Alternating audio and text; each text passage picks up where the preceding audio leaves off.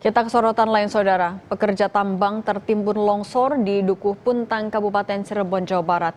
8 orang tewas, sementara itu lebih dari 10 petambang masih dinyatakan hilang.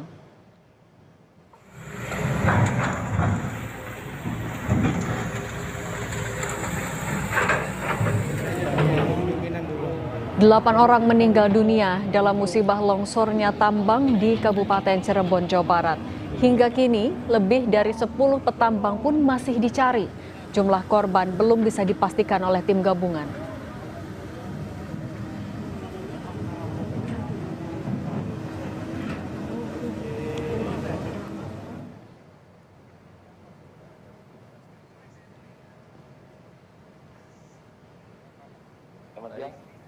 Kepala Pelaksana BPBD Cirebon, Denny Nur Cahya menyebut korban tambang longsor terdiri dari sopir dan buruh tambang.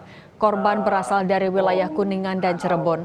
Evakuasi korban menggunakan eskavator. Sejauh ini ada 12 korban luka yang dibawa ke Rumah Sakit Gunung Jati Cirebon. Longsor di Gunung Kuda ini bukan apakah ada jarak yang cukup jauh? Ini warga dari mana saja, Pak? Kebetulan itu supir yang pembeli, ada yang dari luar, ada yang dari Kuningan juga ada, dari wilayah Cirebon. Korban yang tertimbun longsor Galian C ini adalah supir ataupun buruh tambang di sana, benar Pak? Betul, karena kan lagi melakukan penambangan, jadi ada pengisian dump truck ya. Dump truck itu jadi longsoran, jadi dump truck yang sedang mengisi material tambang tertimbun gitu. Gubernur Jawa Barat Deddy Mulyadi melalui akun Instagramnya pernah mengunjungi penambangan Galian C lokasi tambang longsor. Deddy melihat penambangan sangat berbahaya dan tidak memenuhi standar keamanan untuk para pegawai tambang. Oleh karena itu, Deddy memerintahkan agar perusahaan tambang tersebut ditutup.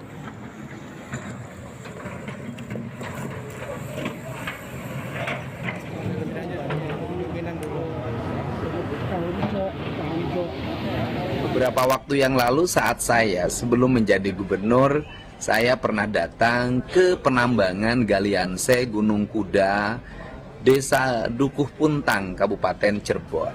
Saya melihat penambangan Galian C itu sangat berbahaya, tidak memenuhi unsur standarisasi keamanan bagi para pegawainya. Tetapi karena sudah berizin dan izinnya berlangsung sampai bulan Oktober 2025 dan waktu itu saya tidak punya kapasitas apapun untuk menghentikan, maka penambangan tersebut terus berlangsung. Dan saat ini saya mendapat kabar duka, lebih dari 10 orang dimungkinkan tertimbun dalam musibah longsornya tambang tersebut dan baru ditemukan 2 orang dan yang lainnya masih dalam pencarian. Untuk itu pertama saya menyampaikan bela sungkawa yang sedalam-dalamnya atas meninggalnya warga Jawa Barat di penambangan tersebut. Tentunya warga itu sedang bekerja memenuhi kebutuhan keluarganya walaupun pekerjaannya diancam bahaya. Dan ini sebenarnya menjadi tanggung jawab bagi pengelola tambang. Dan semoga keluarganya diberikan ketabahan dan yang meninggal diterima iman Islamnya, diampuni segala dosanya dan ditempatkan di tempat yang mulia sisi Allah Subhanahu wa Ta'ala.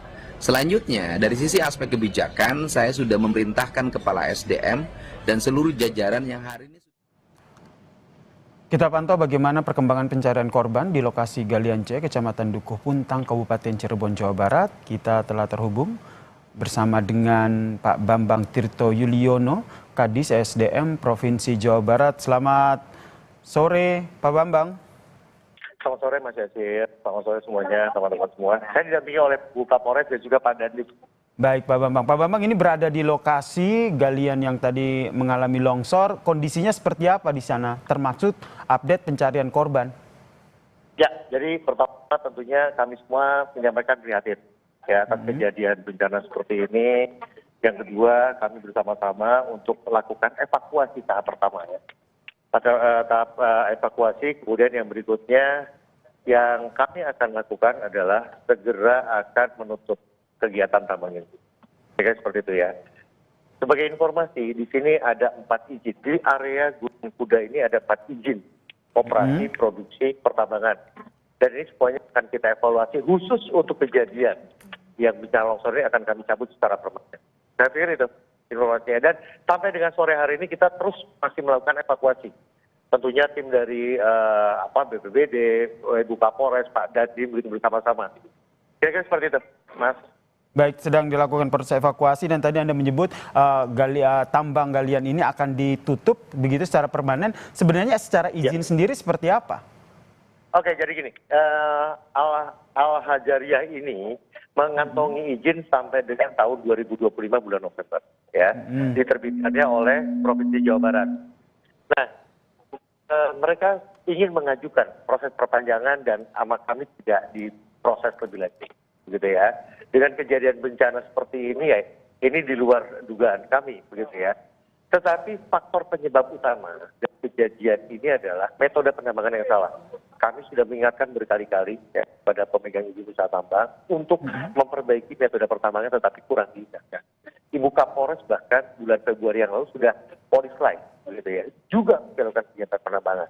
Oleh karenanya, tim gabungan dari Provinsi Jawa Barat hari ini sedang melakukan investigasi untuk memastikan bahwa sore hari atau malam nanti kita akan cabut. Kira-kira seperti itu. Baik, ini... Terima kasih, Mas.